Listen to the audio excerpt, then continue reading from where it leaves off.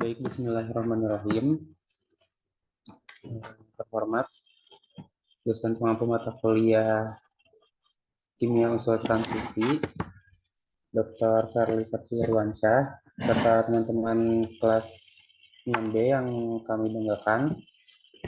Di sini saya sebagai moderator dari kelompok 5 yang kemarin sudah melaksanakan presentasi, akan membuka sesi tanya jawab. Barangkali dari kelompok lain ada yang ingin mengajukan pertanyaan, disilakan.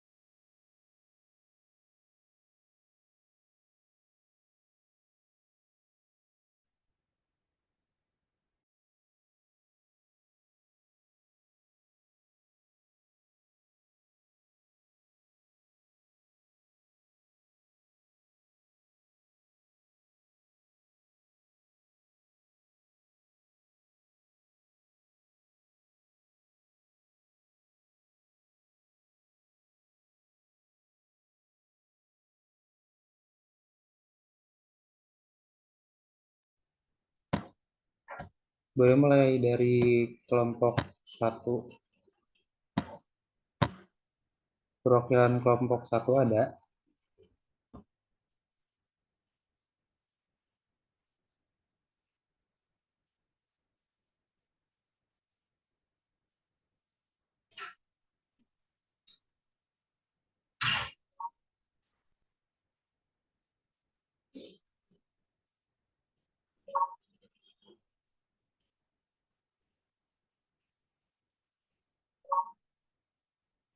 Mungkin kalau dari kelompok 1 belum, dari kelompok 2 sudah ada pertanyaan.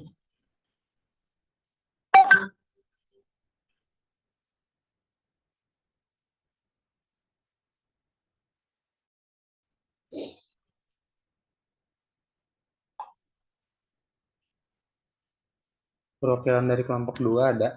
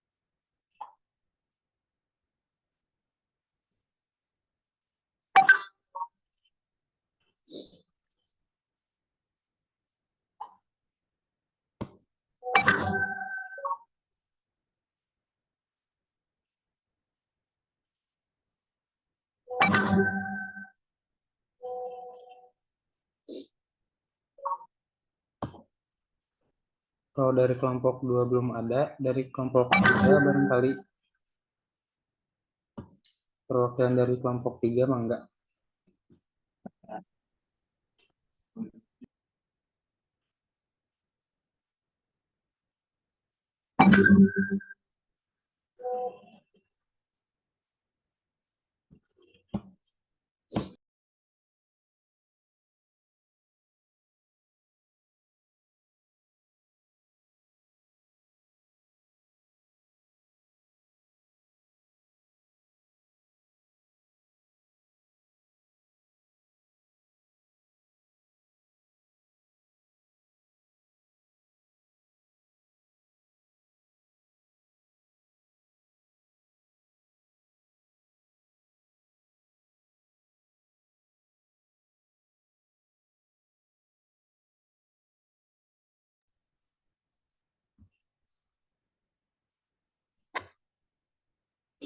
Kelompok 3 siapa aja?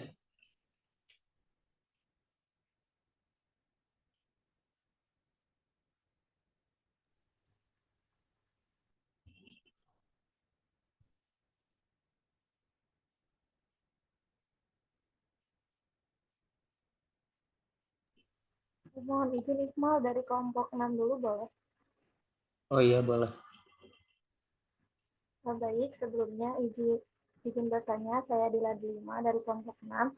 Izin bertanya pada isomer ruang, di mana dari jenis isomer ruang itu ada jenisnya stereoisomer. Nah, di stereoisomer ini ada dibagi dua, yaitu stereoisomer geometri dan stereoisomer optis.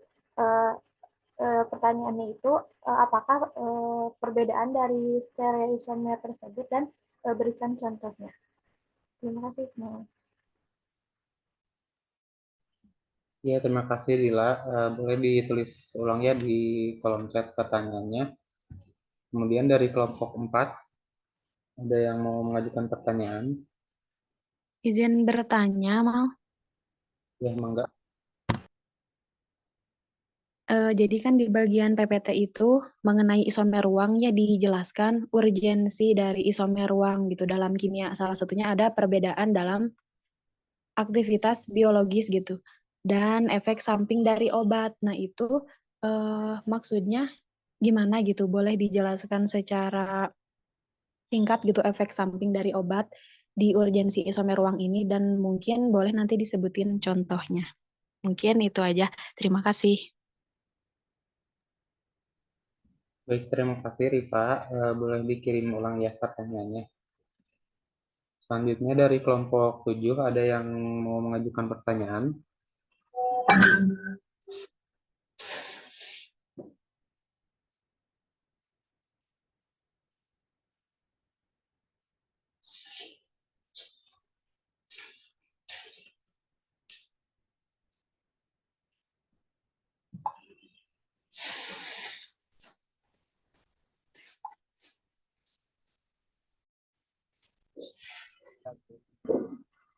Hah? Nggak tahu, aku baru masuk. Demi Allah. Dari kelompok 3 ada yang mau mengajukan pertanyaan? Ada Iqmal. Ya, mangga. Perkenalkan, nama saya Nela Nurul Fauzia, perwakilan dari kelompok 3. Nah, untuk pertanyaan sendiri kan, apa sih peran ligan di dalam penentuan stabilitas serta reaktivitas dalam kompleks koordinasi itu sendiri gitu. Terima kasih, Iqmal. Terima kasih Nela.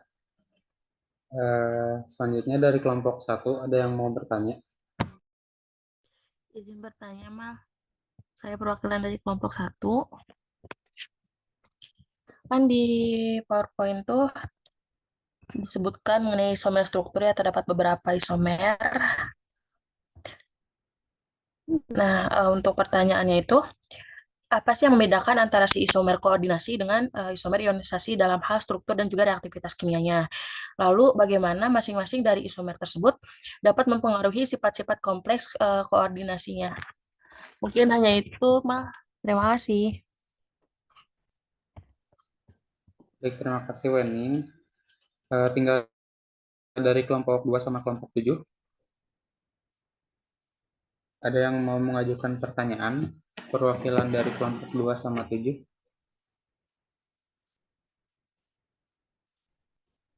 Oke, baik Kak Iqmal. Izin saya Arzeti Kasapiani dari kelompok 6, dari kelompok 7 izin bertanya.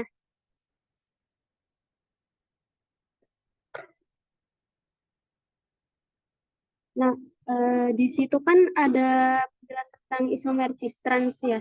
Nah, bagaimana isomer cis-trans itu mempengaruhi sifat katalitik senyawa koordinasi dan kemudian apa sih implikasinya terhadap reaksi-reaksi kimia tertentu? Itu saja sih. Terima kasih. Baik, terima kasih Kakak Sekti. Terakhir dari kelompok 2, ada yang mau bertanya? Izin bertanya ya. Perkenalkan nama saya Latifah Amalia, perwakilan dari kelompok 2. Kan di situ ada ini ya, isomer konformasional.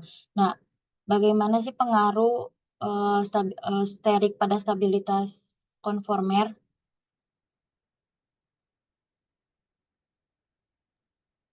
Baik, terima kasih Latifah. Alhamdulillah semua kelompok sudah mengajukan pertanyaannya. Mungkin izin meminta waktu sebentar untuk berdiskusi. Untuk berikutnya, izin bertanya apakah dilanjutkan presentasi kelompok 6 atau bagaimana?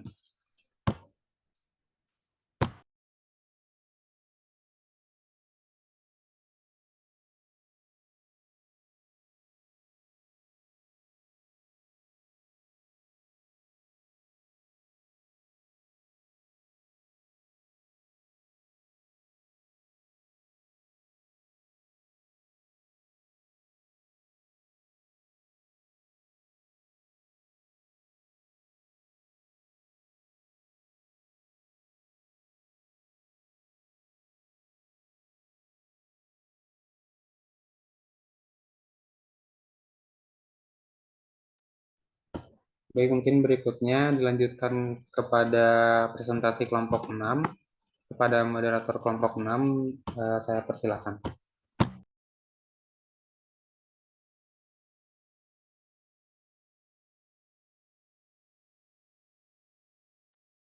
Baik, terima kasih kepada Iqmal. Selanjutnya,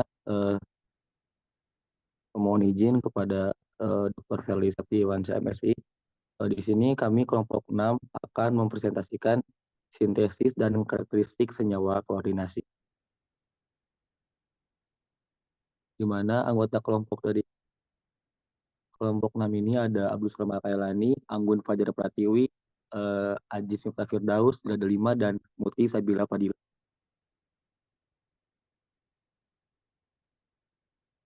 Untuk table of content yang akan kita bahas, yang pertama ada sintesis dan karakteristik senyawa kompleks logam CD dengan kopruferon. Lalu yang kedua ada sintesis dan karakteristik kristal polimer koordinasi Fe2 1 dan 2 dimensi baru menggunakan turunan imidazol. Nah, untuk selanjutnya pembahasan mengenai sintesis senyawa koordinasi akan dijelaskan oleh rekan saya. Kepada Dila, saya persilahkan.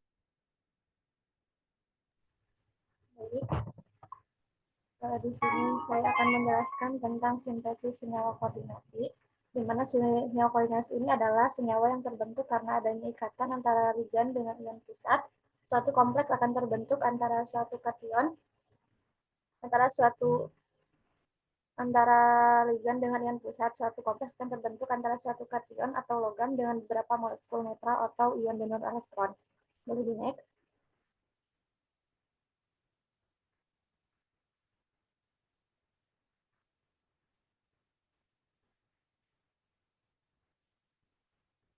Nah, selanjutnya di sini ada karakteristik dari senyawa koordinasi. Yang pertama ini ion logam pusat dalam ion kompleks terdiri dari logam transisi. Ion kompleks yang stabil terbentuk dari ion logam pusat yang memiliki ukuran ion relatif kecil tetapi muatannya besar atau potensial ioniknya tinggi. Lalu energi orbital relatifnya sama dengan energi orbital dari pasangan elektron yang disumbangkan ligan. Kemudian yang kedua, karakteristiknya ion kompleks memiliki sifat yang berbeda dengan ion berbentuknya. Lalu, ion kompleks dapat mempertahankan identitasnya di dalam larutan sekalipun mengalami sedikit terdisosiasi. Derajat disosiasi bergantung pada kekuatan ikatan di antara logam pusat dan ligan. Kemudian yang keempat, muatan ion kompleks merupakan penjumlahan dari muatan ion penyusunnya. Yang kelima, ion kompleks kelat memiliki kestabilan lebih tinggi daripada kompleks yang sama dengan bukan kelat. Selanjutnya saya serahkan kembali kepada moderator.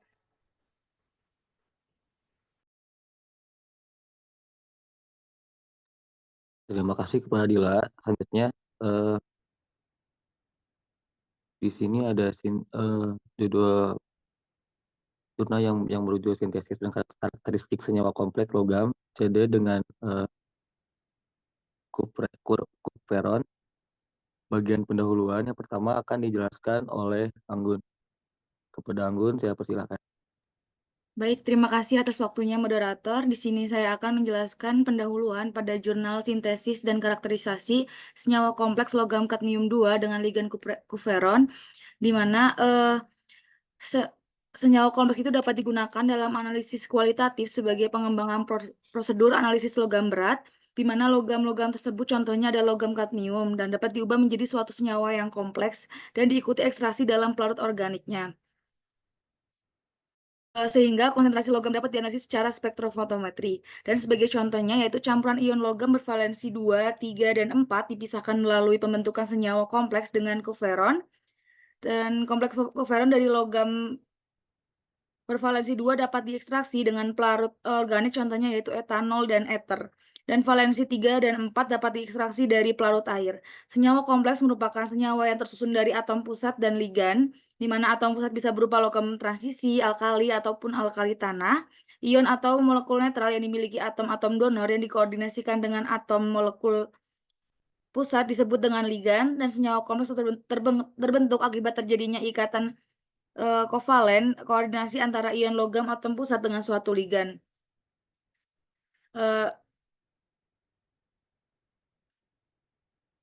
Dan logam kadmium sendiri dapat diubah menjadi suatu senyawa kompleks dan diikuti ekstraksi dalam pelarut organik yang sesuai sehingga hasil logam dapat dianalisis secara spektrofotometri.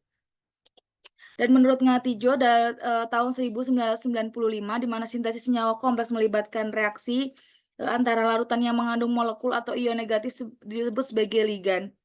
Dan beberapa molekul organik seperti kuperon, 8-hidroksikuinolin atau oksin, benzoil aseton, dan lain-lain dapat berfungsi sebagai ligan dalam pembentukan kompleks dengan logam transisi. Dan salah satu metode penentuan komposisi kompleks adalah dengan variasi kontinu atau sering disebut dengan metode Job, di mana ikatan antara inti dan ligan bersifat kovalen dan faktor pH dapat mengaruhi bentukan kelat logam yang kuat. Dan berbagai logam dapat membentuk kompleks itu pada pH yang tertentu. Dan selanjutnya teknik ekstraksi pelarut merupakan salah satu metode yang terus dipelajari dan dikembangkan untuk meningkatkan efisiensinya dalam pemisahan dan pemakatan logam pada skala industri. Pemilihan metode ekstraksi ini dapat mempunyai keunggulan dalam penggunaannya karena tidak membutuhkan peralatan yang mahal dan rumit.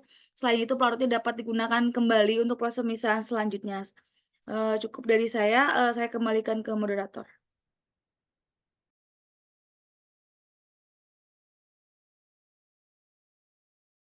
Terima kasih kepada Anggun. Selanjutnya mengenai metodologi akan dijelaskan oleh saya sendiri. Penelitian ini dilakukan dengan cara mensintesis senyawa kompleks antara logam kadmium dengan ligannya yaitu kuperon, di mana karakteristik dari senyawa kompleks logam kadmium 2 ini tuh dengan kuperon itu dilakukan dengan spektrofotometer inframerah, sedangkan analisis absorbansinya dilakukan dengan instrumen spektrofotometer ultraviolet model spektronik, di mana pada penelitian ini ya parameter yang diuji adalah variasi pH larutan kadmium 2+ dan variasi perbandingan fraksi mol ligan kuperon dianalisis dengan spektron 20. Yang pertama itu ada penentuan pH optimum sintesis senyawa kompleks kadmium 2 dengan kuperon, di mana larutan masing-masing 10 ml mengandung ion kadmium 2 10 ppm diatur dengan kondisi pH yang bervariasi. Yang pertama ada pH 4, 5, dan 6. Selanjutnya direaksikan dengan 5 ml ligan kuveron dalam kloroform. Kemudian masing-masing larutan diekstraksi selama 10 menit dengan corong pisau. Selanjutnya dipisahkan antara fasa organik dan fasa air. Fasa organik diamati absorbansi kompleksnya dengan spektrofotometer UV fix pada panjang gelombang 420 nanometer. Dari data, kurva hubungan antara pH terhadap absorbansi dapat ditentukan pH optimum pembentukan kompleks logam kadmium dengan kuveron. Selanjutnya itu ada penentuan rumus stoikiometri. Dalam penelitian ini dibuat sejumlah larutan dengan berbagai perbandingan mol ligan dengan mol logam yang bervariasi. Variasi tersebut diantaranya yaitu 0,8 berbanding 0,2, 0,6 berbanding dengan 0,4, 0, berbanding dengan 0,6 dan 0,2 berbanding dengan 0,8. Selanjutnya masing-masing larutan diekstraksi pada pH optimumnya. Lalu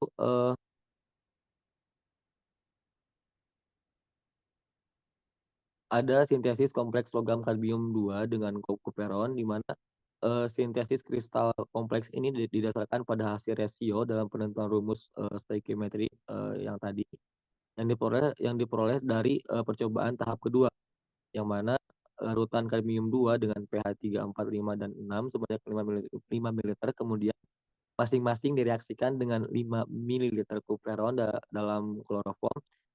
Lalu campuran dikocok dan dalam corong pemisah selama 10 menit, maka fasa organiknya dipisahkan ke dalam fasa air, ditambahkan 5 ml kloroform, dikocok lagi selama 10 menit. Fasa organik ini tuh dipisahkan kemudian dikumpulkan dengan hasil ekstraksi pertama. Fasa organik disaring dan fasa air dibuang. Lalu dilakukan rekristalisasi, yaitu penambahan pelarut kloroform, dibiarkan sehingga menguap. Lalu ada selanjutnya itu ada yang terakhir itu ada karakterisasi kompleks hasil sintesis, yang mana karakterisasi kompleks kadmium kuperon dianalisis dengan instrumen analisis spektrofotometer inframerah dan didapatkan hasil data analisis pita serapan pada panjang gelombang timbulnya puncak tertinggi.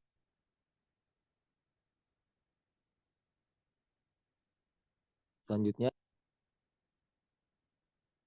ada penentuan gelombang maksimum yang akan dijelaskan oleh hasil dan pembahasan akan dijelaskan oleh kepada Muti. Saya persilakan.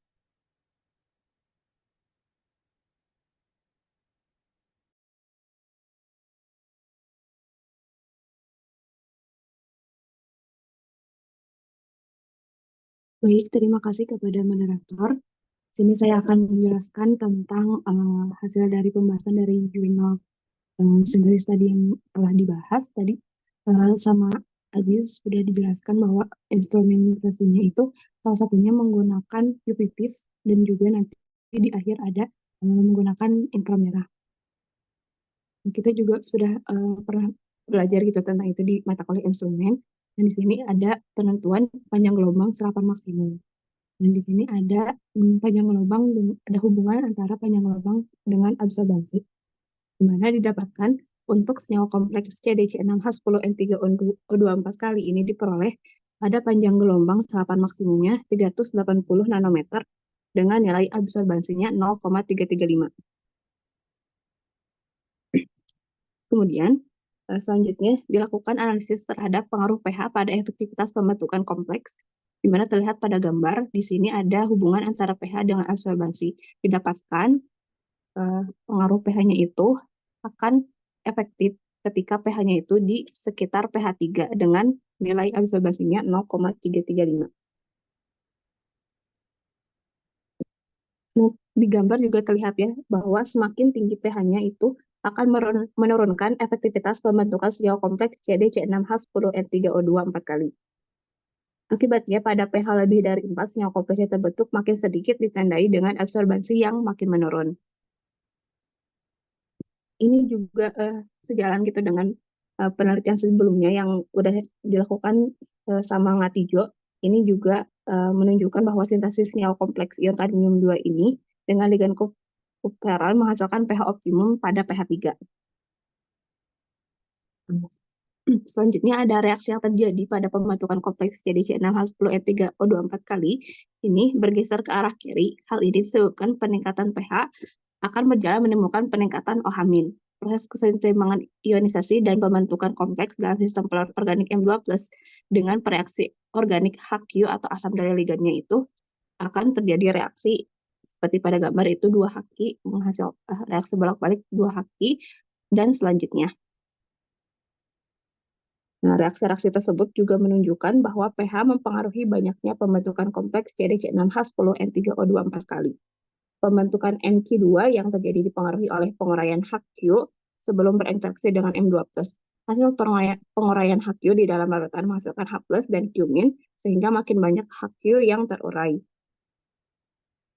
Maka semakin banyak H+ yang terjadi. Pembentukan H+ yang makin banyak menimbulkan pH larutan meningkat dan Q- juga meningkat. Apabila konsentrasi H+ dalam larutan makin besar, maka pembentukan kompleks kemungkinan menjadi lebih besar pula, karena ion ligan yang terdapat di dalam larutan juga makin banyak, akibat dari penguraian bentuk asam dari ligannya. Apabila proses pembentukan kompleks berlangsung dalam dua pelarut yang berbeda, maka proses deprotonasi ligan sebagai langkah awal pembentukan kompleks dalam pelarut yang kualitasnya lebih tinggi akan berlangsung lebih besar. Demikian juga spesies kompleks dihasilkan lebih banyak pula. Kemudian selanjutnya ada untuk menentukan rumus stoikiometri. Nah, di gambar juga menunjukkan ada hubungan antara mol ligan dengan absorbasi. Gambar tersebut menunjukkan perpotongan garis singgung kurva yang terjadi pada fraksi mol ligan itu sebesar 0,8. Ini didapatkan dari persamaan N sama dengan X maksimum dibagi 1 min X. Nah, dari Spechla tahun 1990 juga menunjukkan bahwa bilangan koordinasi 4 biasanya dengan tadi didapatkan nilainya sama dengan 4, artinya dari penelitian sebelumnya dari Spechla juga menunjukkan bahwa ketika bilangan koordinasinya 4 itu artinya strukturnya itu berbentuk bujur sangkar atau tetrahedral. Nah, di sini juga ditunjukkan untuk gambarnya berbentuk tetrahedral. Selanjutnya ada sintesis kristal. Berdasarkan rumus stoikiometri tadi diperoleh dengan metode kontinu, dapat dihitung kebutuhan logam dan ligan untuk sintesis kompleks. Dan di sini didapatkan hasil dari rendemen hasil sintesis kompleks ion CD2 dengan kupferon, di mana didapatkan persen rendemennya itu sebesar 78,43% dengan warna kristal kuning, dengan warna kristal yang kuning. Kemudian terakhir dia itu dicek dengan spektrofotometer inframerah, di mana dia itu bisa akan mengecek hasilnya gugus-gugus fungsi yang terdapat pada senyawa kompleks CDC6H10N3O2 4 kali, di mana ikatan dari C-nya didapatkan 2083,12, CN-nya 1635,64, CO-nya 1458, CDO 1213, CDN 1018,41 dan CDO 370,33. Mungkin itu untuk hasil spektrum IR-nya. Selanjutnya diserahkan kembali kepada moderator.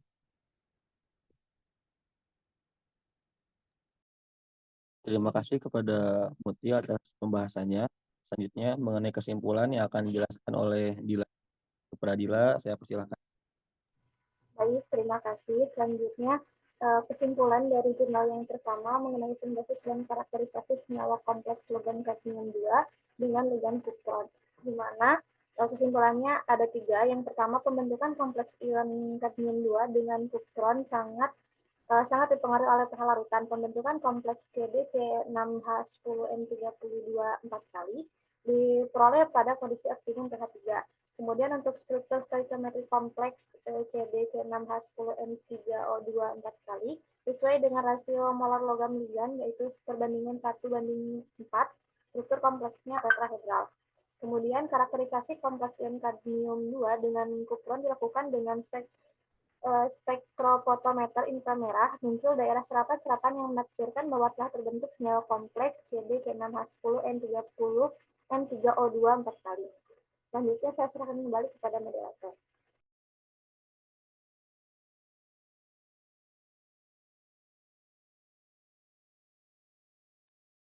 Terima kasih kepada Dila. Selanjutnya mengenai jurnal mengenai sintesis dan karakteristik kristal polimer koordinasi Fe2 1 dan 2 dimensi baru menggunakan turunan imidazol. Bagian pertama mengenai pendahuluan yang akan dijelaskan oleh Anggun. Kepada Anggun, saya persilahkan. Baik, terima kasih atas waktunya moderator. Di sini boleh di next.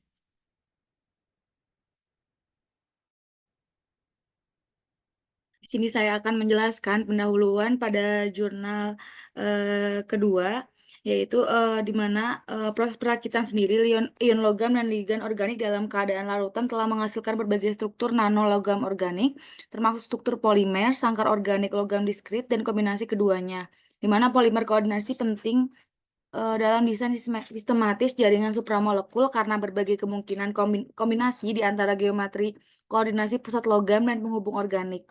Polimer koordinasi seperti Hoffman menunjukkan dimensi yang paling terdefinisi dengan baik karena proses perakitan sendiri yang diatur dengan kuat. Struktur mirip Hoffman dua dimensi atau 2D terdiri dari pusat logam oktahedral terminal yang dikoordinasikan dengan atom nitrogen dari ligan cyanometalat, koordinasi linear atau planar persegi dan dua ligan turunan piridin monodentat pada posisi aksial pusat logam oktahedral terminal, di mana transisi fase spin crossover atau SCO adalah topik hangat dalam penelitian multidisiplin tentang polimer koordinasi mirip Hoffman dengan ion dari senyawa Fe2 menjadi yang paling banyak dipelajari karena perubahan drastis dalam sifat magnetiknya, di mana kontrol dimensi polimer koordinasi memainkan peran penting dalam desain senyawa dengan sifat fisik tertentu seperti konduktivitas listrik dan magnet, bahan nanopori, dan bahan praktis lainnya. Selanjutnya saya kembalikan ke moderator. Terima kasih kepada Anggun. Selanjutnya mengenai metodologi yang akan dijelaskan oleh saya sendiri. Untuk yang pertama itu ada persiapan senyawa 1/3 di mana kristal tunggal dari 1 dan 3 disiapkan dan dikristalisasi melalui difusi lambat dua larutan dalam tabung gelas. Nah, untuk larutan 1 dan 3 ini tuh salah satu larutan itu mengandung FeSO4 NH4 2 kali dan 2HL yang mana mengandung salah satu ligannya itu 1 etil imidazol atau 2HL imidazol dalam 1,5 ml N2 air degasing yang menggelembung. Lalu solusi lainnya itu mengandung K2 NiCN4 H2HL dalam 0, ml air yang mendidih. Lalu larutan tersebut itu dimasukkan ke dalam gelas kimia yang mana campuran reaksi ditempatkan dalam kotak busa polistiren dan dibiarkan tidak terganggu. Lalu kristal tunggal pelat kuning untuk 1 atau kristal tunggal berpilar kuning untuk 3 ini tuh digunakan untuk fraksi sinar X kristal tunggal yang mana akan terbentuk dalam waktu 7 hari. Selanjutnya menggabungkan campuran tadi yang mana disiapkan untuk solusi pertama yaitu campuran FeSO4 NH4 AdL 2HL lalu K2 NiCN4 H2HL dan asam sitrat yang mana dilarutkan dalam 3 ml air degasing. Lalu pH disesuaikan ya menjadi Ca 5,7 dengan menjatuhkan 1,3 propandiamin secara perlahan ke dalam larutan. Lalu larutan disaring melalui membran yang bernama millipore 4 mikrom M. Larutan lainnya mengandung 1 benzil imidazol dalam 5 ml air yang mendidih yang mana kedua solusi tersebut digabungkan secara perlahan. Lalu campuran dari Solusi tersebut itu direaksikan di tempat dalam kotak busa polistiren dan dibiarkan tidak terganggu. Lalu 7 hari kemudian kristal berpilar kuning yang cocok untuk SCXRD diperoleh. Selanjutnya itu ada kristalografi sinar X kristal tunggal, yang mana data dikumpulkan dengan difraktometer detektor area Bruker Apex Smart TCD 1/3 dengan radiasi MOKA monokrom dengan alfa dengan lambda 0,71073. Kristal tunggal yang dipilih dipasang dengan hati-hati pada kapiler kaca tipis dan segera ditempatkan di bawah cairan N, lalu didinginkan. Data difraksi ini itu diperlukan menggunakan smart dan sain dan penyerapan dikoreksi menggunakan SA SADAB 5. SADAB. Selanjutnya itu dilakukan difraksi serbuk sinar X, di mana pola PXRD itu direkam pada difraktometer Labringa Smart menggunakan kristal Johansson monokromat. Lalu data difraksi itu pada suhu rendah yang berbeda. Untuk satu juga diperoleh dengan menggunakan atom pasar TTK 600 chamber. Lalu dilakukan pengukuran fisik lainnya, yaitu menggunakan spektrum inframerah. Untuk 1/3 direkam pada spektrofotometer dengan kisaran 4.000 sampai 200 cm pangkat min 1 dengan resolusi kurang lebih 4 cm pangkat min 1.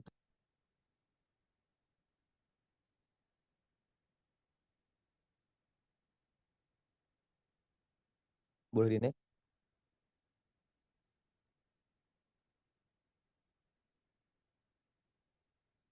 Selanjutnya hasil dan pembahasan saya persilakan kepada Abu Salam untuk menjelaskan. Kepada Abu Salam, saya persilakan. Baik, terima kasih kepada moderator. Maaf sebelumnya saya izin off cam dikarenakan sinyal yang tidak stabil. Nah, pada hasil dan pembahasan ini saya akan menjelaskan hasil berdasarkan yang pertama ada struktur dari kristalnya. Yang kedua itu ada panjang lubang dari berdasarkan spektrum inframerah. Nah, pada struktur pertama itu ada struktur senyawa 1. Seperti yang kalian lihat ya pada gambar, di mana senyawa ini memiliki susunan kristal dalam kelompok ruang monoklinik dengan simetri C2. Struktur koordinasi Fe21 etil imidazol 2Ni2 4 kali terdiri dari Fe2 yang dikelilingi oleh 6 atom nitrogen membentuk oktahedral, yang mana ini terletak di pusat intervensi. Nah, juga atom Fe dan Ni ini dalam satu sel terletak pada posisi yang tertentu, di mana ion Fe oktahedral dihubungkan dengan unit cyanometalat planar persegi atau itu si NiCN4 kalinya itu membentuk lapisan 2 dimensi yang dihubungkan oleh rantai yang tak terbatas. Jarak antara atom Fe di rantai seperti yang pada kalian lihat itu sebesar sekitar 10,392 Armstrong, di mana sedangkan jarak diagonalnya antara Fe yang berdekatan itu sebesar 8,994 Armstrong.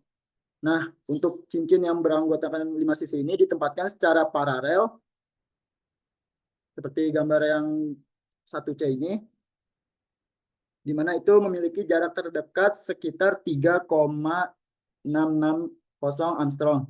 Nah, struktur ini hampir rata-rata dengan memiliki sudut-sudut yang sesuai dengan keadaan Fe 100% high spin. Dan juga panjang ikatan Fe dengan N dan juga Fe dengan Cn dalam struktur ini sesuai dengan nilai Fe dalam keadaan 100% high spin. Nah, pada gambar ini bisa dilihat ya, belum di. Nah, kan di sini masih ada tulisan Fe-nya itu yang warna oranye keemasan itu, sedangkan nitrogennya itu warna biru, untuk karbonnya itu warna hitam, sedangkan untuk nikelnya itu warna putih. Untuk selanjutnya itu keterangan itu nggak ada, jadi diingat-ingat warnanya. Boleh di next.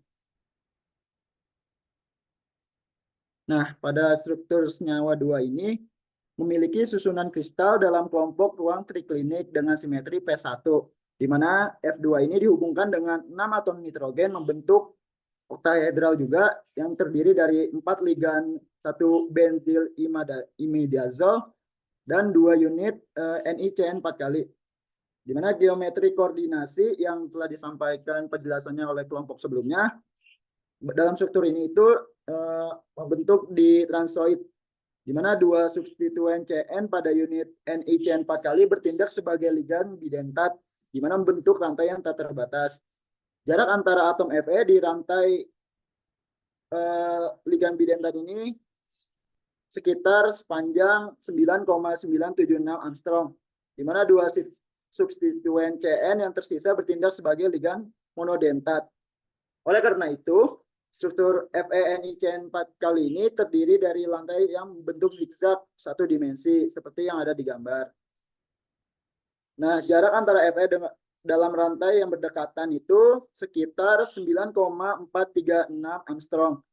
Dan juga panjang ikatan Fe dengan N dan juga Fe dengan CN dalam struktur ini juga sesuai dengan nilai 100% Fe high spin, di mana cincin aromatik dari imidazol dan juga substituen benzil ditempatkan di antara rantai yang tidak berdekatan. Nah, menunjukkan tidak adanya kontak erat antara masing-masing. Boleh di next.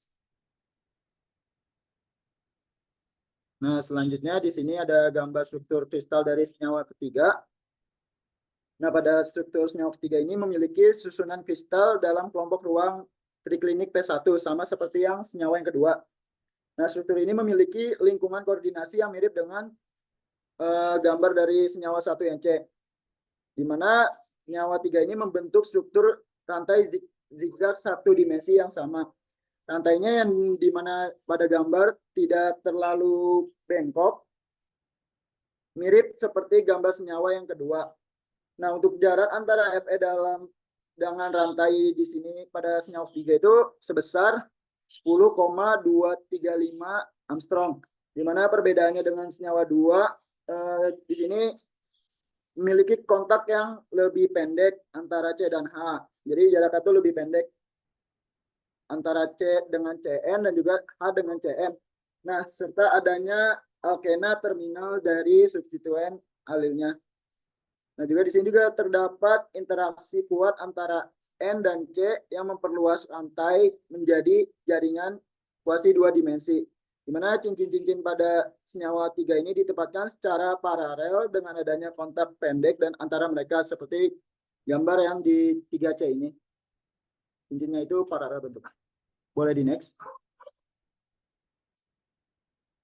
Nah, adapun di sini jenis hasil yang kedua berdasarkan panjang gelombang dari masing-masing senyawa, di mana senyawa 1 pada spektrum infrared ini, senyawa 1 memiliki puncak yang kuat pada gelombang 2153 cm pangkat -1, di mana di sini terjadi getaran ikatan antara C dan N, di mana puncaknya itu lebih tinggi daripada senyawa NiCN 4 kali yang terikat bebas, di mana menunjukkan semua CN bertindak sebagai ligan penghubung. Untuk senyawa 2, hasil gelombangnya itu memiliki 2 puncak, di mana puncaknya itu pada gelombang yang pertama 2139 cm pangkat -1 dan juga 2113 cm pangkat -1. Di mana menunjukkan adanya ligan bidentat dan juga monodentat yang menjembatani masing-masing puncak gitu, dan juga masing-masing ligannya juga. Dan ini sesuai dengan struktur kristalnya yang telah saya bahas di awal. Untuk senyawa ketiga memiliki 3 puncak, di mana puncak pertama itu pada gelombang 2158 cm pangkat -1, yang kedua pada gelombang 2141 cm pangkat -1, dan juga pada gelombang 2120 cm pangkat -1, di mana ketiga puncak ini berhubungan dengan 3 jenis getaran renggangan antara ikatan C dengan N, di mana karena adanya lingkungan koordinasi yang berbeda, senyawa 3 ini terdapat 3 struktur yang membaginya gitu. di mana ada struktur polimer bidentat, yang kedua ada struktur monodentat dengan interaksi CH kuat, dan juga struktur monodentat dengan interaksi CH lemah. Jadi untuk menghafalkan secara umum mungkin ya, puncak-puncak senyawa 1, 2, 3 itu sesuai jumlahnya gitu. Senyawa 1 puncaknya 1, senyawa 2 puncaknya 2, sedangkan senyawa 3 puncaknya ada 3. Oke. Sekian dari saya kembalikan kepada moderator. Baik, terima kasih kepada Alam. Selanjutnya mengenai kesimpulan akan dijelaskan oleh Dila. Kepada Dila, saya persilakan. Baik, selanjutnya kesimpulan dari jurnal yang kedua, di mana polimer koordinasi 1D dan 2D harus baru disintesis menggunakan bagian turunan imidazole 1-ethylene dan 1-BJLN dan 1-ALN. Struktur kompleks ini dikarakterisasi menggunakan SCXRD. Sifat struktural ini dipelajari dengan menggunakan teknik seperti bubuk XRD, IR, dan PGA. Struktur 1 terdiri dari koordinasi FN, FE, N ligan 2, NCN, dan N4 yang membangun lapisan 2D yang dijembatkan cyano. Senyawa 2 dan 3 memiliki koordinasi FE, N ligan 4, NCN 2 sehingga membentuk struktur rantai 1D. Untuk senyawa 3, rantai 1D yang berdekatan dihubungkan dengan interaksi CHN untuk memperluas jaringan supramolekul 2D. Di senyawa 1, perilaku NT karena jaringan jembatan cyano 2D dapat diamati. Mungkin cukup sekian, saya kembalikan lagi kepada moderator.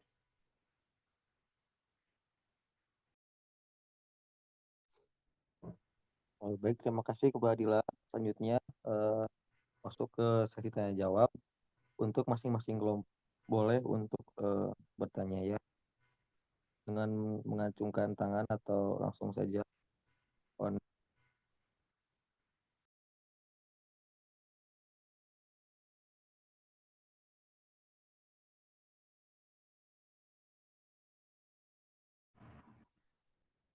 Boleh dari Yolanda Sari untuk saya persilakan untuk bertanya. Baik, terima kasih. Izin bertanya kepada kelompok presenter. Tadi dijelaskan pada sintesis dan karakterisasi senyawa kompleks logam kadmium dengan ligan kuperon. Sebelumnya saya perwakilan dari kelompok 4. Nah, di dalam penelitiannya itu tadi kan ada penentuan pH optimum sintesis antara senyawa kompleks logam kadmium dengan ligan gitu. Nah, pertanyaannya bagaimana pH optimum tersebut dapat mempengaruhi pembentukan kompleks ini? Mengapa penting juga untuk menentukan pH optimum dalam proses sintesis senyawa kompleks logam tersebut? Dan di dalam makalah juga kan tadi dan di dalam makalah itu kan disebutkan bahwa teknik ekstraksi parut itu salah satu juga metode penentuan senyawa kompleks gitu. Nah, apa sih manfaat dari teknik ekstraksi parut dalam pemisahan dan pemekatan logam dalam penelitian tersebut? Mungkin cukup sekian. Terima kasih. Terima kasih kepada Yola. Selanjutnya dari Siti Alia, boleh untuk bertanya. Baik, terima kasih kepada kelompok presenter. Izin bertanya mengenai bagaimana perbedaan substituen mempengaruhi interaksi antar lapisan dalam senyawa koordinasi. Terima kasih. Terima kasih kepada Siti Alia. Selanjutnya dari Reisa Nabila, boleh saya persilakan. Baik, terima kasih kepada moderator. Izin bertanya, saya perwakilan dari kelompok 1. Pada sintesis dan karakteristik senyawa kompleks logam CD dengan cuveron, pertanyaannya apa yang terjadi pada struktur molekul saat pH berubah? Terima kasih. Terima kasih kepada Raisa. Selanjutnya dari Egita, boleh saya persilakan.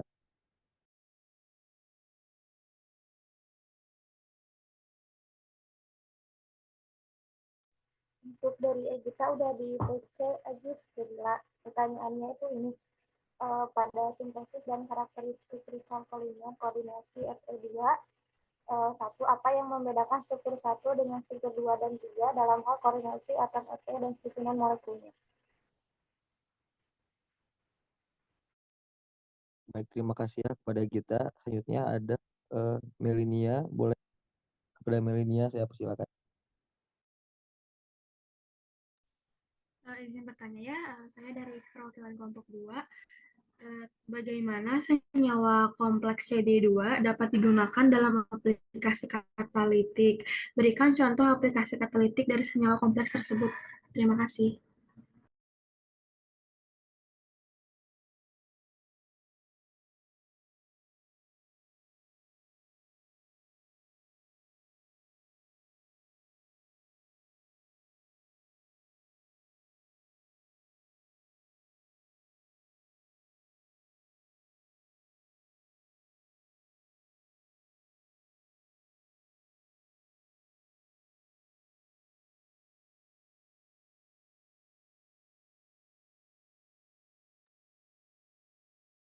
Terima kasih ya kepada penanya. Mungkin selanjutnya saya kembalikan lagi kepada Iqmal untuk sesi tanya jawab kelompok 5.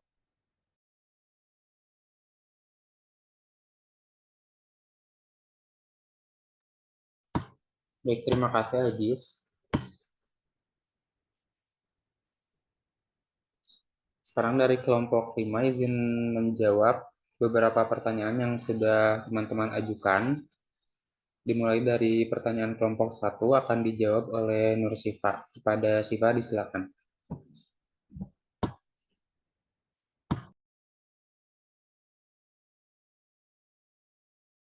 Baik, izin mengkonfirmasi ya untuk pertanyaannya itu perbedaan antara isomer koordinasi dan isomer ionisasi dalam hal struktur dan reaktivitas kimia.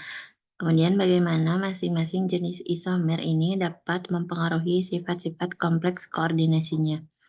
Nah, perbedaan isomer koordinasi dan isomer ionisasi ini adalah dua jenis isomer yang umum ditemukan dalam kompleks koordinasi gitu. Kemudian memiliki rumus molekul yang sama tetapi berbeda dalam struktur dan reaktivitas kimianya. Kemudian perbedaan struktur pada isomer koordinasi ini, isomer koordinasi berbeda dalam cara ligan terikat pada atom pusat logamnya. Kemudian pada isomer ionisasi berbeda dalam distribusi ion dalam kompleks koordinasinya. Kemudian pada perbedaan reaktivitasnya, isomer koordinasi ini dapat memiliki reaktivitas yang berbeda karena struktur spasial ligan yang berbeda. Contohnya itu isomer cis dan trans dari kompleks koordinasi yang sama dapat memiliki laju reaksi yang berbeda. Kemudian isomer ionisasi dapat memiliki kelarutan dan sifat fisik yang berbeda karena distribusi muatan yang berbeda. Contohnya isomer ionisasi dari kompleks koordinasi yang sama dapat memiliki kelarutan yang berbeda dalam air. Mungkin sekian yang dapat dijelaskan.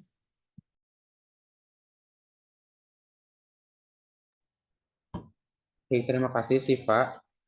Kepada kelompok 1, apakah menjawab?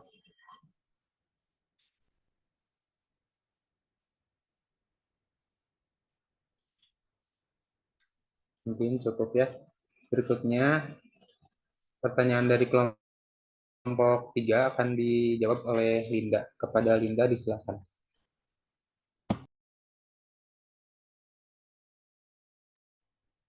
Baik, di sini saya izin menjawab pertanyaan dari Nela, di mana pertanyaan Nela itu apa peran ligan dalam menentukan stabilitas dan reaktivitas kompleks koordinasi. Nah, di sini ligan itu berperan penting dalam menentukan stabilitas dan reaktivitas kompleks koordinasi karena sifat-sifat kimianya yang mempengaruhi bagaimana kompleks tersebut membentuk ikatan dengan ion logam. Nah, kekuatan dan jenis ikatan antara ligan dan ion logam serta efeknya terhadap struktur geometri kompleks akan mempengaruhi stabilitas dan reaktivitasnya. Nah, misalnya ligan dengan sifat donor elektron yang kuat dapat membentuk kompleks yang lebih stabil dan juga reaktif. Gimana, Nela? Baik, Linda, sudah cukup jawabannya. Terima kasih banyak. Baik, terima kasih, Nela. Saya kembalikan ke Kakak Iqmal. Terima kasih. Berikutnya Pertanyaan dari kelompok 4 akan dijawab oleh Alia. Kepada Alia disilakan. Baik, dari kelompok 4 pertanyaannya yang mengenai urgensi dari isomer ruang adalah membedakan aktivitas biologis dan efek samping obat. Nah, bagaimana maksudnya dan boleh dicontohkan terkait efek samping obatnya. Nah, isomer ruang atau stereoisomer ini adalah molekul yang memiliki struktur kimia yang sama tetapi berbeda dalam orientasi 3 dimensi atau atomnya. Perbedaan ini dapat menyebabkan isomer-isomer tersebut berinteraksi secara berbeda dengan sistem biologis, termasuk reseptor dan enzim dalam tubuh manusia. Akibatnya, isomer ruang itu bisa memiliki aktivitas biologis yang sangat berbeda, termasuk efikasi dan efek samping obat. Contohnya itu pada ibuprofen yang sering kita jumpai ya. Nah, untuk isomer ibuprofen itu merupakan isomer aktif yang memberikan efek analgesik dan antiinflamasi. Sedangkan untuk isomer atau ibuprofen itu tidak memiliki aktivitas farmakologis yang signifikan. Namun dalam tubuh itu ibuprofen dapat diubah menjadi ibuprofen sehingga campuran resmik atau campuran dari kedua isomer digunakan dalam formulasi obat. Mungkin jawabannya seperti itu. Bagaimana, Rifa? Baik, sudah cukup. Terima kasih, Alia.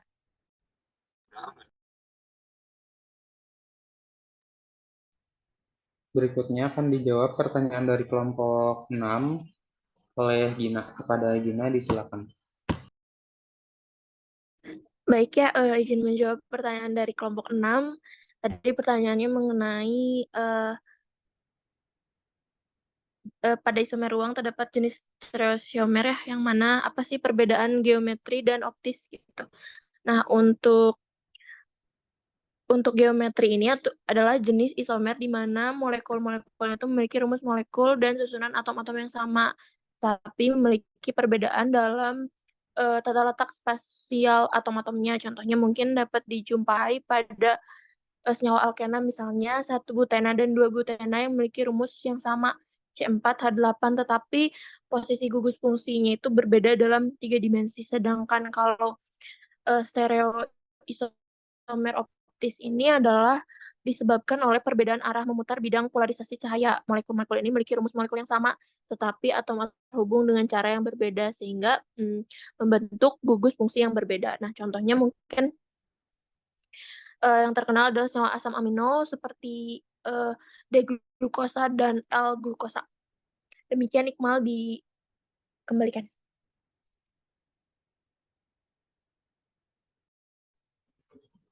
Baik, terima kasih. Berikutnya dari pertanyaan dari kelompok 7 akan dijawab oleh saya sendiri. Pertanyaannya itu bagaimana isomer cis-trans mempengaruhi sifat katalitik senyawa koordinasi dan apa implikasinya terhadap reaksi-reaksi kimia tertentu. Nah, isomer cis-trans ini dalam senyawa koordinasi dapat mempengaruhi sifat katalitik senyawa koordinasi tersebut secara signifikan. Hal ini dipengaruhi oleh beberapa faktor seperti aksesibilitas situs aktif, pengaruh sterik, pengaruh elektronik, dan stabilitas kompleks. Nah, kita tahu bahwa dalam isomer cis, ligan yang sama itu terletak bersebelahan atau berdekatan. Hal ini dapat menciptakan situs aktif yang lebih terbuka atau aksesibel untuk substrat yang datang, sehingga memudahkan interaksi katalitik. Sementara dalam isomer trans, ligan yang sama itu terletak berseberangan atau berjauhan. Konfigurasi ini mungkin membatasi aksesibilitas ke situs aktif, sehingga mengurangi efisiensi katalitik untuk beberapa reaksi. Selain itu, sifat katalitik juga dipengaruhi oleh faktor sterik dan stabilitas kompleks tersebut. Dalam isomer cis mungkin memiliki pengaruh sterik yang lebih besar karena jika ligannya besar itu saling mendekati dan dapat memperbesar tolakan sterik yang terjadi sehingga mempengaruhi orientasi dan kecepatan reaksi. Sementara dalam isomer trans pengaruh sterik mungkin lebih sedikit karena ligan yang tersebar lebih jauh, memungkinkan substrat lebih mudah mencapai situs aktif. Nah, pengaruh sterik tersebut menyebabkan isomer cis itu lebih tidak stabil secara termodinamik jika ligannya besar, dan isomer trans itu lebih stabil kompleks stabilitasnya. Sementara implikasinya terhadap reaksi kimia ada beberapa contoh, diantaranya dalam reaksi hidrogenasi. Katalis seperti kompleks platinum atau palladium dalam reaksi ini biasanya menggunakan isomer cis karena situs aktif lebih terbuka untuk interaksi dengan substrat. Adapun contohnya digunakan kompleks PtCl2NH32 kali. Nah, kompleks cisnya itu digunakan sebagai obat kemoterapi karena mempunyai kemampuan untuk berikatan dengan DNA, menyebabkan kerusakan dan apoptosis sel kanker. Sementara dalam isomer transnya tidak memiliki aktivitas tersebut. Dengan demikian, pemilihan isomer yang tepat sangat penting dalam desain katalis untuk reaksi kimia tertentu, karena isomerisme cis-trans dapat mempengaruhi mekanisme reaksi, efisiensi, dan spesifitas produk. Di sini saya akan menjelaskan atau mencoba menjawab juga pertanyaan dari kelompok 2, yaitu bagaimana pengaruh sterik pada stabilitas konformer senyawa koordinasi. Nah, ini cukup berhubungan dengan pertanyaan sebelumnya, di mana dalam isomer cis itu tolakan steriknya akan lebih besar jika ligannya itu ligan besar, sehingga mempengaruhi stabilitas konformer cis tersebut kurang stabil dibandingkan konformer atau isomer transnya. Nah, sebagai contoh, kompleks rutenium 2 dengan fosfin terbul. Kompleks rutenium 2 dengan ligan fosfin terbul besar seperti tris 2,4 di terbutylfenyl fosfin atau PTBU 3 kali adalah contoh yang baik untuk menunjukkan efek sterik. Nah, di mana ligan PTBU 3 kali ini atau triterbutylfenyl ini merupakan ligan yang besar, sehingga isomer cisnya akan membuat interaksi sterik dalam konformer tersebut besar dan mengurangi stabilitas isomer ini. Sementara dalam isomer trans, ligan-ligan yang besar tersebut akan berada pada posisi yang berlawanan sehingga mengurangi repulsi sterik secara signifikan dan membuatnya stabil. Kepada kelompok 7 dan 2, apakah jawabannya cukup menjawab? Cukup, Iqmal. Terima kasih. Baik, terima kasih. Sekian presentasi dan sesi tanya jawab dari kelompok 5. Saya kembalikan lagi kepada moderator kelompok 6.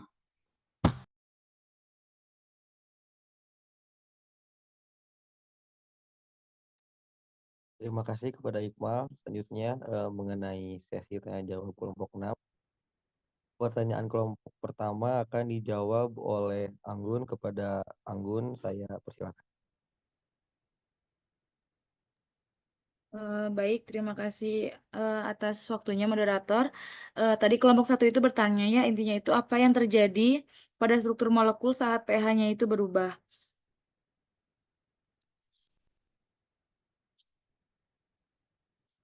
Sebenarnya pengaruh pH itu pada pembentukan kompleks ion kadmium 2 dengan kuferon itu sangat dipengaruhi oleh pH larutan, dan pembentukan kompleks optimal terjadi pada pH 3 dan efektivitasnya menurun ketika pH-nya itu meningkat di atas 4. Dan struktur molekul kompleks yaitu tetrahedralnya dengan rasio logam ligan 1:4, di mana perubahan pH itu tidak langsung mengaruhi struktur molekul ini, tetapi mengaruhi efektivitas dalam pembentukan kompleksnya. Jadi bukan bentuk langsung struktur molekulnya, tapi pada pembentukan kompleks itu gimana kayak cara membuatnya itu kurang efektif kalau misal pH-nya itu terlalu tinggi gitu di atas 4 seperti itu. Apakah kelompok 1 menjawab? Baik, terima kasih Anggun. Baik, terima kasih sama-sama. Saya kembalikan ke moderator. Selanjutnya pertanyaan dari kelompok 2 yang akan dijawab oleh Muti. Kepada Muti saya persilakan. Baik, terima kasih Ajis. Di sini saya akan coba menjawab pertanyaan dari kelompok 2 tadi dari Malina Resi. Pertanyaannya tentang contoh aplikasi katalitik dari senyawa kompleks kadmium 2 dengan ligan kuperon tadi. Ini ada beberapa aplikasi yang digunakan dalam katalitik itu dari senyawa kompleks kadmium 2 dengan ligan kuperon. Di antaranya itu ada katalisis redoks. Ini digunakan sebagai katalis untuk reaksi redoks seperti oksidasi dan reduksi organik. Nah, hal ini karena ion kadmium 2 dalam kompleks dapat dengan mudah berpindah antara keadaan oksidasi +2 dan +4. Contohnya, senyawa kompleks ini dapat digunakan untuk mengkatalisis reaksi oksidasi benzena menjadi fenol dengan menggunakan peroksida hidrogen. Contoh lainnya yaitu ada katalisis hidroksilisasi, di mana senyawa kompleks kadmium 2 dengan ligan kuperon juga dapat digunakan sebagai katalis untuk reaksi hidroksilisasi, yaitu penambahan gugus hidroksil OH- ke senyawa organik. Hal ini karena senyawa kompleks ini dapat mengaktifkan molekul oksigen dan membuatnya lebih reaktif. Contohnya, senyawa kompleks ini dapat digunakan untuk mengkatalisis hidroksilisasi alkena menjadi alkanol dengan menggunakan udara. Contoh lainnya yaitu ada katalisis polimerisasi. Ini merupakan pembentukan rantai panjang polimer dari monomer yang lebih kecil. Hal ini karena kompleks kadmium 2 dengan ligan kuperon dapat mengikat monomer dan membantu mereka bereaksi satu sama lain. Contohnya, senyawa kompleks ini dapat digunakan untuk mengkatalisis polimerisasi etilen menjadi polietilen. Mungkin itu beberapa contoh aplikasi katalitik dari senyawa kompleks kadmium 2 dengan ligan kuperon. Kembalikan lagi pada Ajis.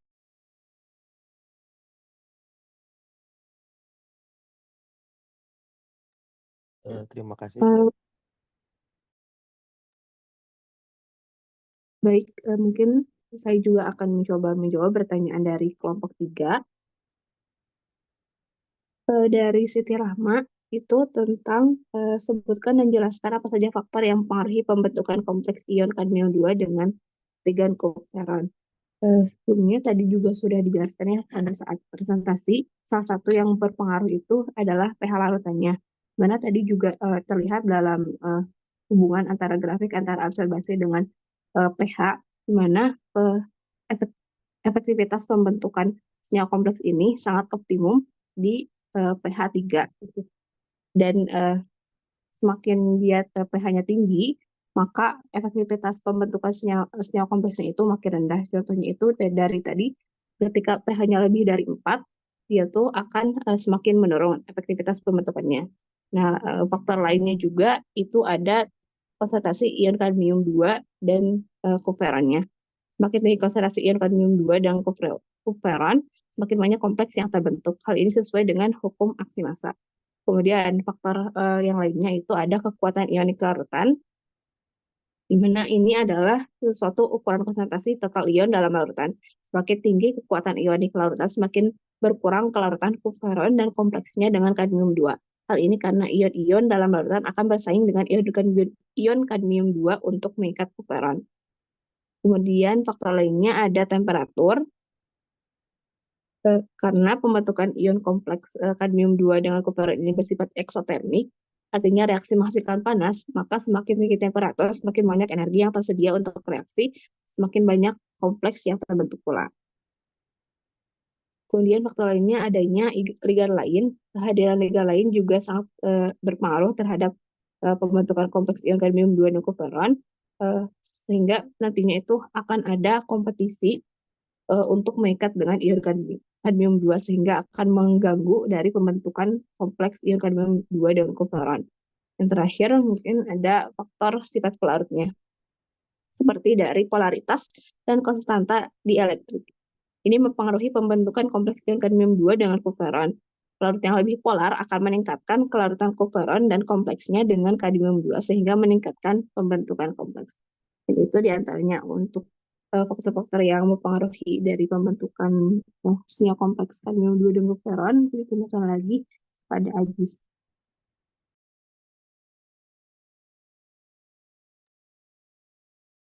Terima kasih kepada Putri. Selanjutnya pertanyaan dari kelompok 4 yang akan dijawab oleh saya sendiri.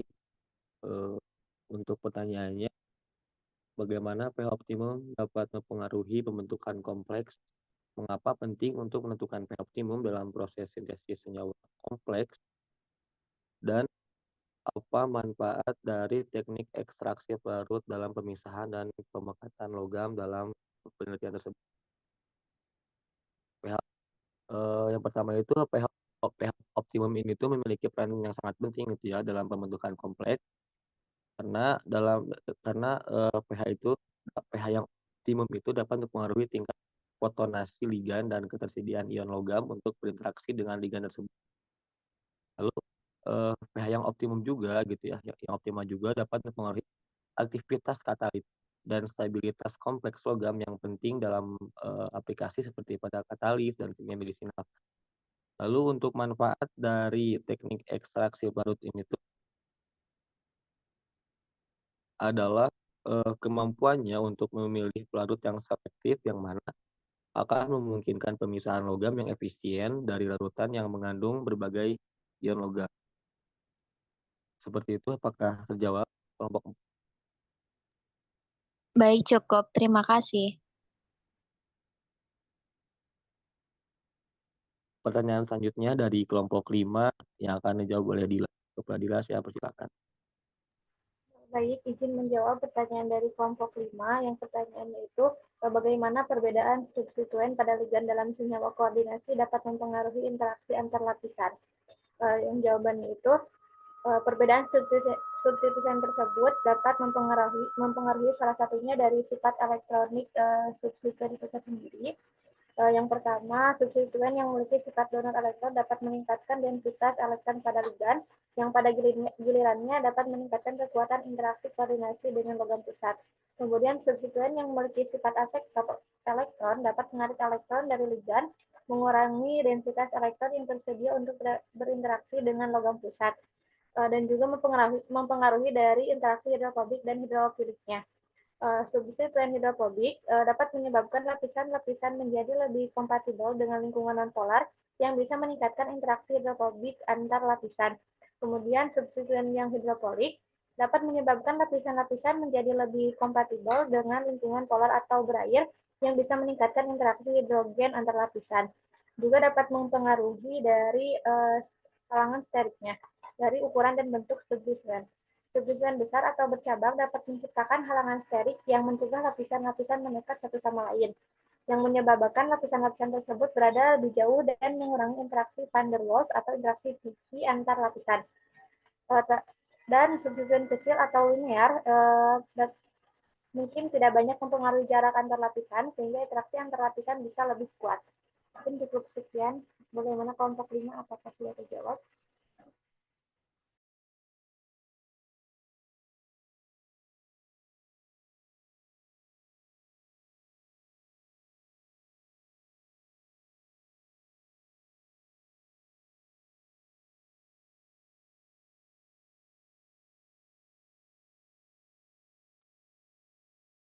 Selanjutnya pertanyaan dari kelompok 7 akan dijawab oleh Abdus Salam. Kepada Abdus Salam, saya persilakan.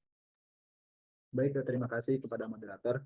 Di sini saya akan menjawab pertanyaan dari kelompok 7, di mana pertanyaannya itu pada sintesis dan juga karakteristik kristal polimer koordinasi Fe2, satu, apa yang membedakan struktur 1 dengan struktur 2 dan 3 dalam hal koordinasi atom Fe dan juga susunan molekulnya. Nah, saya ingin menjawab dulu yang membedakan dalam hal yang koordinasi atom Fe dulu ya. Untuk koordinasi atom Fe ini sendiri, ada 3 hal yang perlu kita perhatikan, di mana yang pertama jumlah ligannya. Jadi dari penjelasan tadi yang sebelumnya saya telah sampaikan, di mana masing-masing senyawa 1, 2, 3 itu memiliki jumlah ligan yang berbeda-beda, di mana hal ini dapat menyebabkan geometri koordinasi yang berbeda. Nah, pada sintetis ini tuh kebanyakan tadi sebagian besar tuh tahedral. Untuk yang kedua itu ada jenis ligannya, di mana jenis ligan ini memiliki jenis yang berbeda dari ketiga senyawa itu, di mana ini dipengaruhi oleh adanya ukuran jarak dari Fe dengan ligannya tadi yang telah saya sampaikan angka-angkanya pada presentasi. Dan juga yang terakhir ada mode koordinasi, di mana mode koordinasi ini tadi juga berbeda-beda ya dari senyawa 1, 2, 3. Dan pada sintesis ini mode koordinasi yang terbentuk itu ada bidentat juga monodentat. Dan selanjutnya pada dalam hal susunan molekul ada 2 hal yang perlu diperhatikan yang membedakan dari ketiga senyawa itu. Yang pertama ada konformasi rantai, di mana rantai polimer ini koordinasi Fe2 itu memiliki konformasi yang berbeda-beda. Untuk yang tadi sintesis itu ada contohnya itu namanya cyanometalat planar persegi. Nah, itu contoh konformasi rantai dari senyawa 1. Dan juga yang lainnya tuh ada namanya masing-masing juga yang tadi telah saya jelaskan. Untuk yang terakhir itu dilihat juga dari susunan antar rantai, di mana rantai polimer koordinasi Fe2 juga ini tersusun dari berbagai cara dalam ruangnya yang berbeda. Ada yang triklinik, ada yang monoklinik, dan juga tadi ada rantai yang jaraknya pendek, dan juga ada juga yang tak terbatas. Sekian dari saya kembalikan kepada moderator. Baik, terima kasih. Mungkin karena sesi tanya jawab sudah berakhir, kami tutup. Mohon maaf bila ada kata-kata yang kurang berkenan. Wassalamualaikum warahmatullahi wabarakatuh. Mungkin saya kembalikan lagi kepada PJ. Baik, terima kasih kepada kelompok 5 dan kelompok 6 yang telah melakukan presentasi dan memimpin diskusinya. Mungkin untuk selanjutnya, bagaimana Bapak? Ya, terima kasih bagi kelompok yang sudah kasih dan memandu diskusi. Seperti biasa nanti jangan lupa untuk menuliskan notulensinya sebagai bahan catatan bersama ya, untuk bahan juga evaluasi nanti. Masih ada satu kelompok lagi ya, yang tentang aplikasi, betul ya? Iya, Pak. Nah, nanti untuk minggu depan teknik presentasinya coba divideokan saja. Jadi kelompok yang presentasi men-share video presentasinya sebelum kuliah ya, berarti maksimal hari Kamis. Jadi di Jumat depan itu langsung diskusi ya. Langsung diskusi, tidak lagi presentasi, langsung ke sesi diskusi dan tanya jawab. Sisa waktunya nanti kita akan coba gunakan untuk mengulas beberapa hal yang sudah didiskusikan oleh masing-masing kelompok. Kita punya 2 pertemuan efektif lagi kelihatannya di tanggal 14 sama tanggal 21 sebelum nanti kita UAS. Nah, makanya oleh karena itu di pertemuan minggu depan itu kita selesaikan dulu aplikasi. Kita selesaikan dulu diskusi kelompok tentang aplikasi senyawa koordinasi gitu ya. Baik, sebelum kita akhiri ada beberapa hal juga yang ingin saya sampaikan. Oh, dan jangan lupa nanti PJ menyampaikan rekap kehadiran ya di akhir ya. Nanti japri aja untuk direkap ke salam. Bentar.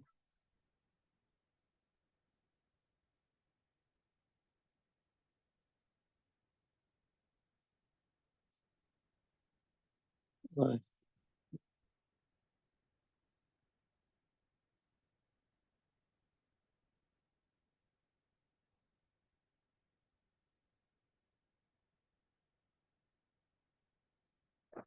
berarti sekarang tuh masuk ke 13.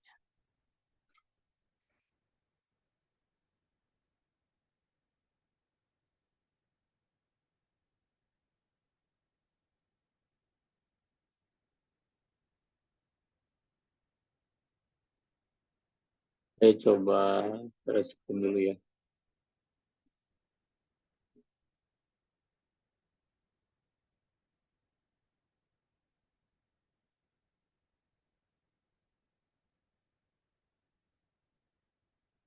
Nah, ada beberapa materi yang saya share melalui video kemarin. Mudah-mudahan sudah disimak semua. Ini juga bagian dari hal yang harus diperhatikan.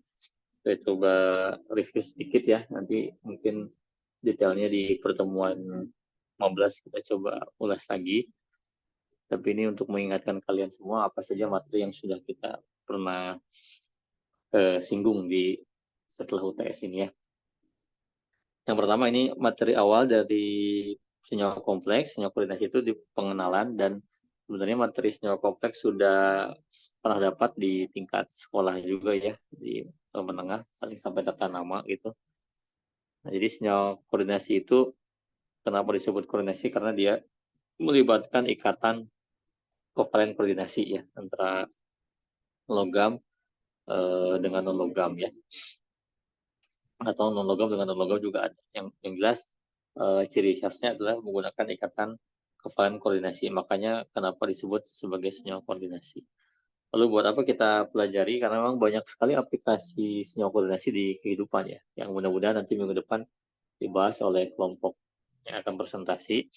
Jadi sangat bermanfaat sekali ketika kita mempelajari senyawa koordinasi ini. Bahkan di kimia organik itu bidang koordinasi ini ada riset khusus ya, termasuk sintesisnya terus berkembang. Makanya tadi di materi yang sintesis karakterisasi sebenarnya kalau ngecek ke jurnal itu banyak sekali ya, jurnal yang berkaitan dengan sintesis senyawa koordinasi. Nah, apa bedanya dengan senyawa yang lainnya ya? Kita tahu kalau senyawa sederhana itu pasti terdiri dari ion-ion sederhana ya, NaCl, Na+, Cl-, FeCl3, Fe3+, Cl-. Nah, ada juga yang di praktikum yang kalian lakukan kemarin garam rangkap, yaitu yang ion dan kation itu lebih dari satu. Sedangkan senyawa kompleks atau senyawa koordinasi itu sesuai dengan namanya dia terdiri dari ion-ion kompleks ya. Jadi bukan dari ion-ion yang sederhana atau yang rangkap saja. Nah, istilah ini sering digunakan, istilah kompleks maksudnya lebih banyak digunakan di dunia publikasi ketimbang senyawa koordinasi. Nah, adapun susunannya ini harus diingat lagi, senyawa kompleks itu kayaknya terdiri dari dua, yaitu atom pusat dan ligan. Atom pusat itu apa, ligan itu apa, kalian bisa cek lagi dan perhatikan ya, sudah ada dalam penjelasannya juga. Yang jelas ciri khasnya dia juga biasanya dituliskan dalam kurung kotak ya, atau dalam kurung tapi bentuknya kotak gitu ya. Nah, kenapa menggunakan tanda seperti itu? Itu untuk menunjukkan lapisan koordinasi atau coordination sphere ya, yang menjelaskan bahwasanya ketika suatu senyawa kompleks dilarutkan dalam air kan dia tidak akan terpisah satu sama lain. Beda seperti senyawa pada umumnya yang akan terionisasi. Seperti tadi NaCl jadi Na+ dan Cl-. Tapi kalau senyawa kompleks dia tidak akan terpisah karena ada pada daerah koordinasi atau lapisan koordinasi yang sama ya, yang ditandakan dengan tanda kurung tadi. Lalu ini visualisasi yang lain, nanti juga kalian harus bisa memahami masing-masing dari bagian suatu senyawa kompleks, dan ketika dia berikatan dengan ion sederhana lainnya, maka Cl2- ini berperan sebagai anion biasa saja, sedangkan yang kompleks itu yang tanda kurung. Ini disebut ion kompleks, ini anionnya. Berarti ini kation ya, kation kompleks yang terdiri dari ada atom pusatnya, ada ligannya gitu ya. Nah, jumlah ikatan atau jumlah ligan yang terikat pada atom pusat itu disebut dengan bilangan koordinasi ya. Seperti ini ada 3, 5, Cl-nya 1, jadi ada 6 bilangan koordinasinya. Nah, ini atom pusat, tadi kalian baca lagi dan pelajari lagi. Ligan juga seperti apa, cirinya dia harus punya PEB, pasangan elektron bebas, karena dia akan mendonorkan elektron bebas. Ada jenis-jenisnya, dari monodentat dan polidentat, dan ini pun harus juga dihafal ya, karena beberapa memang sifatnya hafalan ya, terutama dengan namanya ya. Tapi kalau yang unsur-unsur sederhana biasanya diakhiri dengan huruf O ya, lebih mudah diingat. Nah, setelah memahami pengantar dan strukturnya, kemarin juga sebenarnya diminta untuk latihan tentang tata namanya ya. Tata nama senyawa kompleks itu, gimana cara membuat namanya ketika muatannya positif, kalau atom pusatnya ya, kalau ketika netral atau negatif. Ini tinggal dicoba. Kalau tata nama relatif mudah lah dipahami ya, tinggal dicoba. Kemarin ada latihannya di akhir. Mohon untuk dicoba dikerjakan. Nah, ini ya. Ini ada yang dari rumus molekul ke nama, ada yang dari nama ke rumus molekul ya. Mudah-mudahan nanti ketika pertemuan bisa kita cek bareng-bareng ya. Jadi walaupun nggak dikumpulkan, mohon untuk dikerjakan untuk latihan ya. Nah, baru kita masuk ke teori pembentukannya. Bagaimana cara mekanisme teori atau mekanisme senyawa koordinasi itu terbentuk? Ada beberapa teori yang berkembang ya. Pertama adalah teori ikatan valensi. Ini teori awal yang menjelaskan bagaimana sebenarnya senyawa koordinasi itu terbentuk. Ya, menurut teori ikatan valensi ada dua hal penting yang menyebabkan senyawa kompleks itu terbentuk, yaitu melalui hibridisasi dan eksitasi. Ini dua konsep penting yang ada dalam teori ini. Nah, teori ini juga bisa menjelaskan tentang sifat kemagnetan dan juga kestabilan.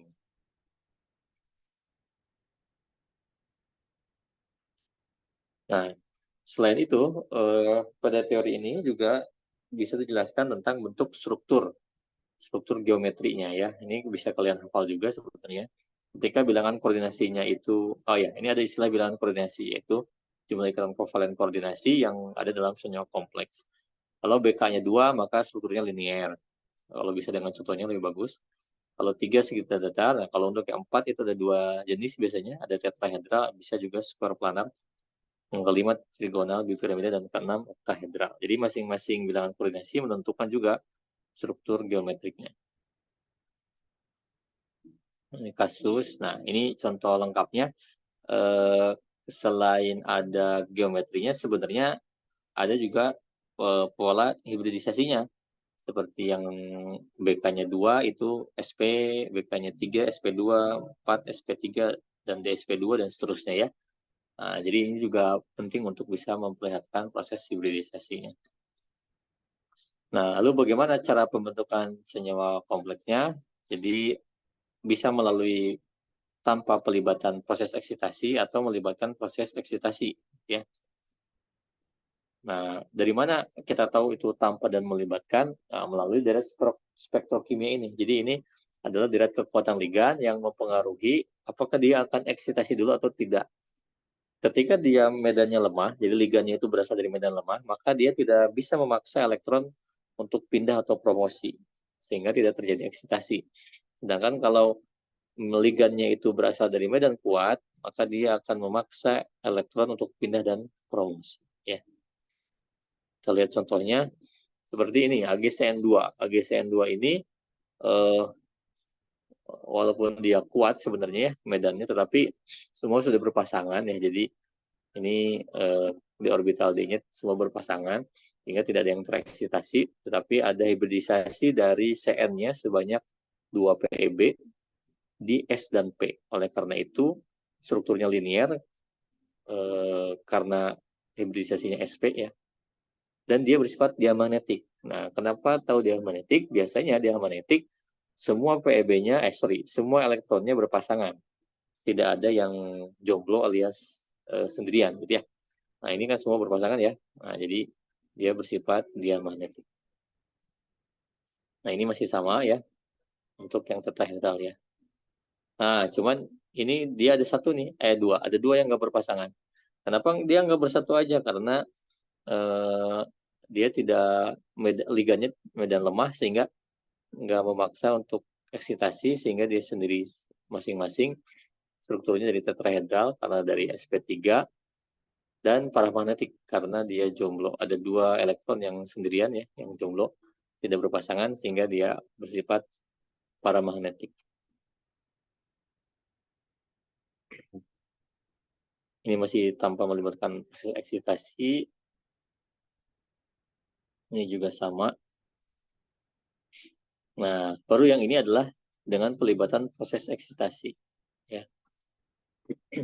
Kenapa? Karena Cn itu termasuk ligan yang dari medan kuat, sehingga dia bisa memaksa ya, elektron dalam keadaan dasar ini tereksitasi ya, menjadi berpasangan. Lalu sisa kamar yang kosong diisi oleh PEB dari Cn sebanyak 4 ligan gitu ya. Di hibridisasinya DsP2 yang membuktikan dia itu punya struktur geometri square planar. Karena semua PEB-nya berpasangan, maka dia magnetik sifatnya. Gitu ya, nanti coba kita jadi lagi mekanisme pembentukannya. Yang ini NH3, dia juga sama eksitasi karena medan kuat. Tapi ada satu yang tidak berpasangan jadi paramagnetik. Dan seterusnya ya, contoh-contohnya banyak di sini. Tinggal pelajari lagi. Ini nggak usah. Nah, lalu sifat-sifat magnetiknya yang tadi disampaikan, para dan dia, itu bisa dipelajari di slide berikut ini tentang sifat magnetik. Apa yang dimaksud dengan paramagnetik, apa yang dimaksud dengan diamagnetik, ciri-cirinya seperti apa. Silakan dipelajari lagi ya. Kerentanan magnet tidak kita bahas lebih lanjut karena ini sebenarnya informasi tambahan saja.